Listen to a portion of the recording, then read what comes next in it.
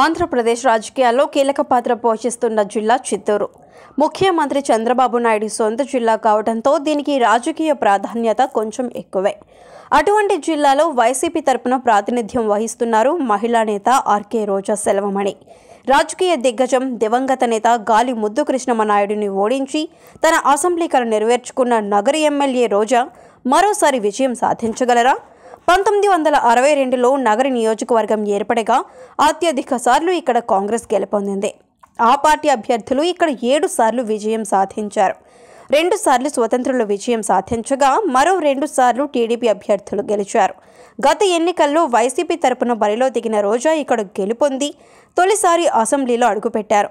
టీడీపీలో రాజకీయాలు మొదలుపెట్టిన రోజా ఆ పార్టీ నుంచి 2 సార్లు ఓడిపోయి చివరకు వైసీపీ తరపున విజయం సాధించారు.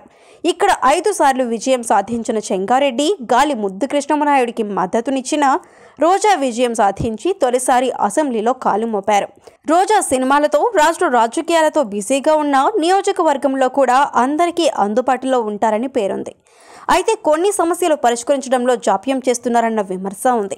అయితే సొంత ఖర్చులతో కూడా ఇటీవల కొన్ని పనులు చేసి ప్రజలకు చేరువయ్యే ప్రయత్నం చేస్తున్నారు ఎమ్మెల్యే రోజా.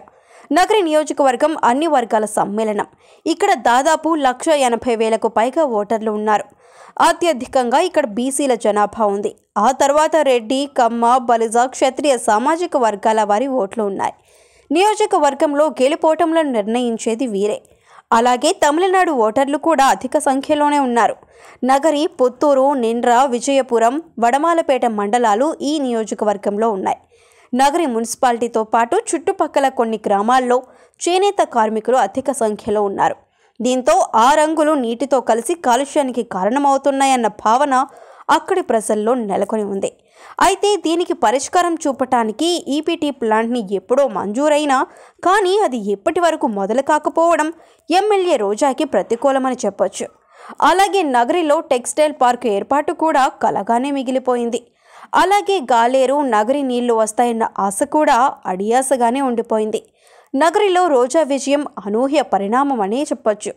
పుత్తూరులో బలంగా ఉన్న గాలి టీడీపీ తరపున పోటీ చేయడం, ఆయనకు 5 సార్లు విజయం సాధించిన చెంగారెడ్డి చేరువ కావడంతో విజయం గాలిదే అనుకున్నారు. కానీ రోజా ఫ్యాను గాలి ధాటికి ముద్దు కృష్ణమ్మ మురిపం తీరలేదు. అయితే 5 ఏళ్లుగా రోజా నగరిలో ఏం చేశారో నేడు కూడా ఇప్పటికీ కొంత ప్రశ్నగానే ఉంది. చుట్టూరు, తిరుపతి తరువాత జిల్లాలో నగరిలోనే ఎక్కువగా విద్యా సంస్థలు ఉన్నాయి. అయినా ఆశించిన ఉపాధి లేదు. షుగర్ ఫ్యాక్టరీ, కొత్తగా వస్తున్న పవర్ ఫ్యాక్టరీ స్థానికులకు ఇబ్బందులకు కలిగిస్తున్నా సరైన చర్యలు తీసుకోలేదన్న విమర్శలు వస్తున్నాయి. అయితే ఇటీవల రోజా సొంత ఖర్చులతో తాగునీరు, అలాగే క్యాంటీన్లను ఏర్పాటు చేసి తక్కువ ఖర్చుతో భోజన వసతి కల్పించడం ప్రజలకు కొంత ఊరట కలిగిస్తుంది. అయితే ఎమ్మెల్యే రోజా సమస్యల పరిష్కారానికి కృషి చేస్తున్నా ప్రభుత్వం నుంచి సహాయం అందటం లేదని వైసీపీ నేతలు చెబుతున్నారు. అయితే పలు విషయాల్లో ఆమె దూకుడు ప్రజలకు ఇబ్బందిగా మారింది. అయితే వ్యక్తిగతంగా అందుబాటులోనే ఉంటున్నారు. మొదట ఆమెను కలవడం కొంచెం కష్టంగానే ఉన్నా ఇప్పుడు నియోజకవర్గానికి అందుబాటులోనే ఉంటున్నారు.